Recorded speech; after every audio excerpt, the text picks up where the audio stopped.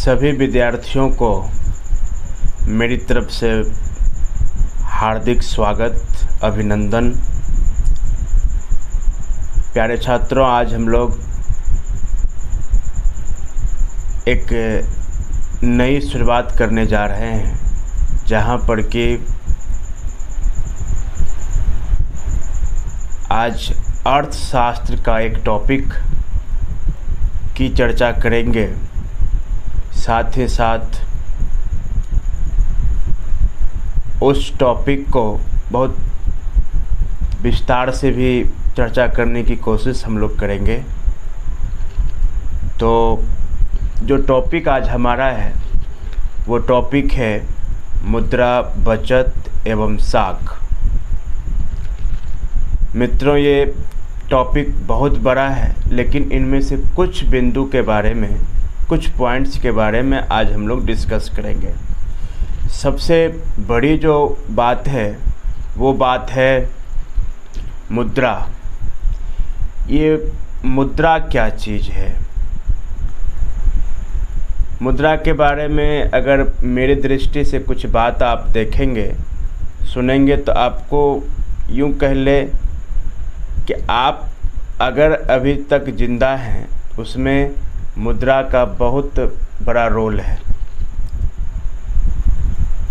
तो इसी विचार से अगर आप दूसरे तथ्यों को भी सोचेंगे, तो इस वर्तमान युग में बिना मुद्रा अर्थात मनी का हम लोग कुछ नहीं कर सकने की स्थिति में होते हैं।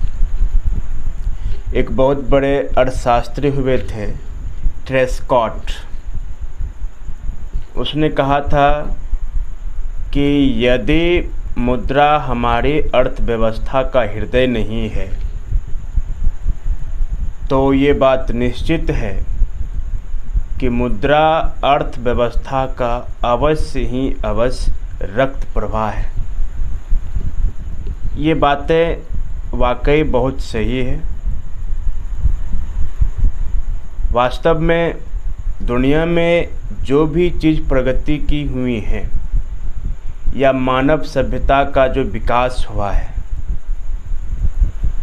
इसमें मुद्रा की सबसे बड़ी भूमिका है। हालांकि मुद्रा के इतिहास के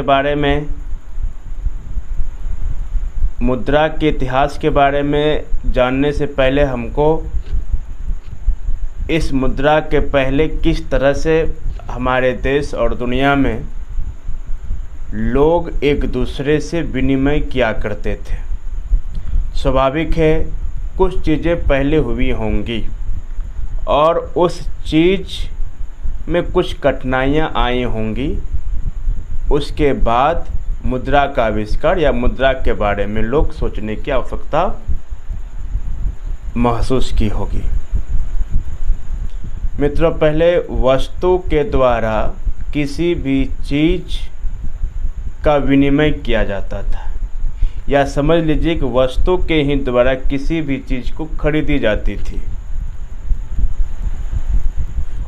इससे भी पहले अगर बात की जाए तो हम ये देखते हैं कि जब लोगों की संख्या बहुत कम थी, जैसे मान के चलिए कि मेरे पास कुछ खेत है, उस खेत में हम अपने लायक कुछ चीज़ें जो हैं लगा लेते हैं और उससे हमारा भरण पोषण हो जाता है।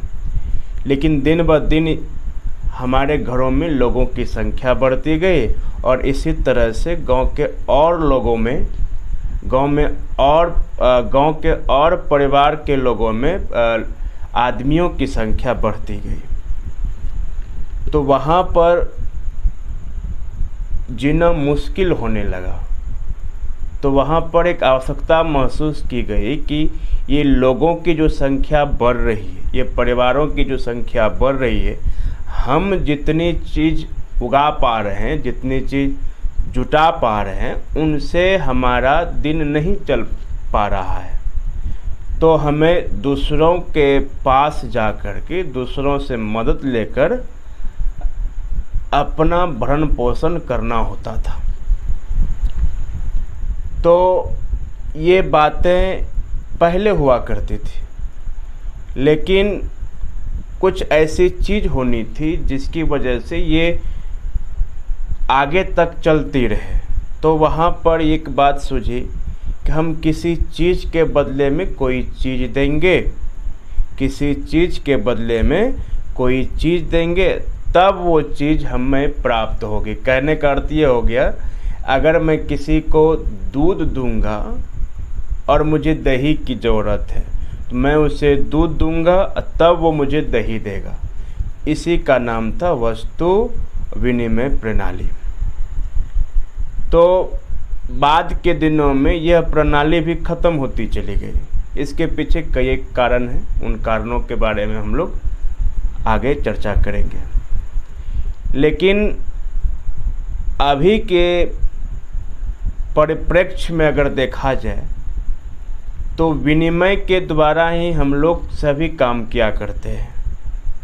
हालांकि वस्तु प्रणाली और मौद्रिक प्रणाली, वस्तु प्रणाली और मौद्रिक प्रणाली या मौद्रिक विनिमय प्रणाली, ये दो स्वरूप हैं हमारे विनिमय के। तो सबसे जो प्रमुख या सबसे पहला जो हमारा है वो है वस्तु विनिमय प्रणाली। ये क्या है, इसके बारे में हम लोग अब चर्चा करेंगे। वस्तु विनिमय प्रणाली के बारे में हम पहले ही कह चुके हैं कि वस्तु विनिमय प्रणाली का अर्थ ये हुआ कि हम कोई भी चीज़ किसी को देते हैं और उससे फिर उसके बदले में हम कुछ लेने की सोचते हैं या कोशिश करते हैं, या हमारी इच्छा है कि हमें जो है क्या कहते दही चाहिए और मैं आपको दूध दूंगा। तो ये करके हम वस्तु प्रणाली के सिद्धांत को समझ सकते हैं। तो किसी वस्तु के बदले में कोई वस्तु देना या लेना, इसी का नाम था वस्तु विनिमय प्रणाली। लेकिन ये वस्तु विनिमय प्रणाली ज़्यादा दिनों तक कारगर नहीं रही। इसके कई कारण हैं, लगभग 6 कारण हैं।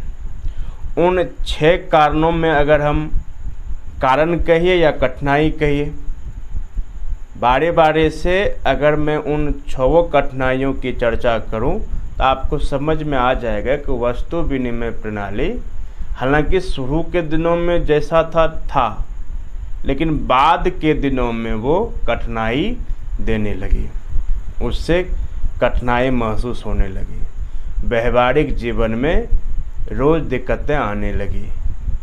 तो उनमें से जो प्रमुख कारण है वो है आपका आवश्यकता के दोहरे संयोग का अभाव। आवश्यकता के दोहरे संयोग का अभाव। अब शब्दों पे गौर करेंगे। मान लीजिए कि मुझे चाहिए दही और सामने वाले व्यक्ति को चाहिए दही के अलावे कोई चीज़। तो हम उस व्यक्ति से दही तो ले सकते हैं, लेकिन दही के बदले में अगर हम दही के बदले में तो उसको हम वो नहीं दे सकते जो वो चाह रहे हैं। तो यहाँ पर एक संयोग जो बनता था, मुझे जो चाहिए वो उससे मुझे मिल रहा है, लेकिन उसको जो मुझे चाहिए, उसको जो मुझसे चाहिए, उसको नहीं मिल पा रहा है। यही है दोहरे संयोग का अभाव। तो ये संयोग नहीं बन पाता तो ज़रूरी नहीं कि हमें जिस चीज़ की आवश्यकता वही चीज़ उसे भी चाहिए। ऐसा संयोग कभी कभी बन पाता था। ये सबसे बड़ी कठिनाई थी। और दूसरी जो कठिनाई है मूल्य के सामान्य मापक का अभाव। वस्तु विनिमय प्रणाली में ये पता ही नहीं चलता था कि फलानी चीज़, जैसे मान के चलिए कि मैंने गेहूँ लिया, अब उस गेहूँ लेने के बदले हमें उसे घी देना है। इसके लिए कोई निर्धारित मापक नहीं था कि फलाने से हमने 5 केजी या 1 केजी गेहूँ लिया तो उसको 500 ग्राम या 1 केजी घी ही देना है। ऐसी कोई धारिता हमारे पास नहीं थे, मापने का साधन नहीं था। तो ये दूसरी सबसे बड़ी कठिनाई थी। और तीसरी कठिनाई है मूल्य संचय का अभाव। मूल्य संचय का अभाव। कुछ चीज़ें ऐसी भी हुआ करती थी जो बहुत जल्दी नष्ट हो जाती थी, जैसे मछली, मांस, फल। ये चीज़ें 4 घंटा 5 घंटा, या फल की बात करें तो 1 सप्ताह से भीतर में ही खराब हो जाने की इसकी संभावना रहती थी। तो इसको अगर हम देने भी किसी को जाते, वो व्यक्ति हो सकता था कि नहीं ले, तो उस समय ये मछली मांस को खराब होने से तो कोई नहीं बचा सकता। तो मूल्य संचय का भी अभाव था। अब चौथा जो कारण है सब विभाजन का अभाव। सब विभाजन का अभाव कि किसी को मान के चलते हैं कि एक गाय चाहिए, या कोई गाय देना चाहता है और गाय के बदले में उसे 3-4 बकरियां चाहिए, मान लेते हैं ऐसा। तो मैंने उसे गाय दे दी। अब उसको, जिसको मैंने गाय दी, उसके पास 4 बकरियां नहीं है। अब उस गाय के कारण जो हमें 4 बकरियां मिलती, किसी एक से नहीं बल्कि 4 लोगों के सामने जाकर के कहना पड़ता कि फलाना आदमी हमको गाय दे रहा है और गाय के बदले में 4 बकरियां ले रहे हैं, तो 1 बकरी आप दे दो, 1 बकरी आप दे दो, 1 बकरी आप दे दो। इस तरह से 4 आदमी मिलकर के उसको 4 बकरियां दे दो। फिर हम लोग गाय लेकर के आपस में उसको क्या करेंगे, बांट लेंगे। ज़रा आप सोचें, गाय अगर 4 व्यक्तियों के पास जाती तो क्या गाय का विभाजन करके वे लोग रख पाते? नहीं हो पाता। इस तरह से वस्तु प्रणाली, वस्तु विनिमय प्रणाली यहाँ पर भी असफल हुई। और 5वां जो कारण है भविष्य के भुगतान की कठिनाई। भविष्य के भुगतान की कठिनाई का अर्थ ये हो गया, जैसे कि अभी के रिस्पेक्ट में अगर आप देखेंगे तो कोई चीज़ लेते हैं पैसे के मामले में, और उधारी जिसको कहते हैं, जब हम उधार लेते हैं तो कहते हैं चलो फलानी तारीख को मैं तुमको इसका चुकता कर दूंगा या चुका दूंगा। लेकिन वस्तु में ऐसा नहीं हो सकता था कि आज मैंने मान लिया कुछ चीज़ें ले ली और फिर मैं कहता चलो आपको जो है ना 2 साल के बाद मतलब वही वस्तु आपको रिटर्न कर दूंगा। उधार के बेसिस पर अगर आप देखेंगे तो मान लीजिए कि हम किसी से गाय लिए, और अगर हम गाय लिए उस गाय को 2 साल तक रखें और देने वाला व्यक्ति को इस मामले में आप देखेंगे उसको लॉस हुआ, जबकि लेने वाला व्यक्ति को बहुत लाभ हुआ। कैसे लाभ हुआ?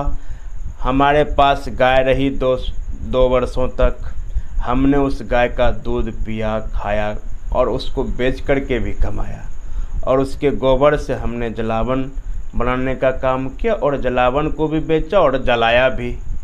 2-3 तरीके से हमें गाय से लाभ हुआ। लेकिन जिसने मुझे गाय दी उस गाय वाले को लाभ नहीं बल्कि हानि हुई। तो यहाँ पर आप ये देखेंगे कि भविष्य के भुगतान की भी कठिनाई थी। मतलब भविष्य में हम भुगतान करेंगे और वहाँ पर लाभ और हानि, जिसकी थी उसको हानि होती थी और जिसकी नहीं थी उसको लाभ होता था। तो इस मामले में भी वस्तु विनिमय प्रणाली मतलब ध्वस्त हो गई। अब लास्ट कारण है हमारा मूल्य हस्तांतरण की समस्या। मूल्य हस्तांतरण की समस्या। तो कहने का अर्थ ये हो गया कि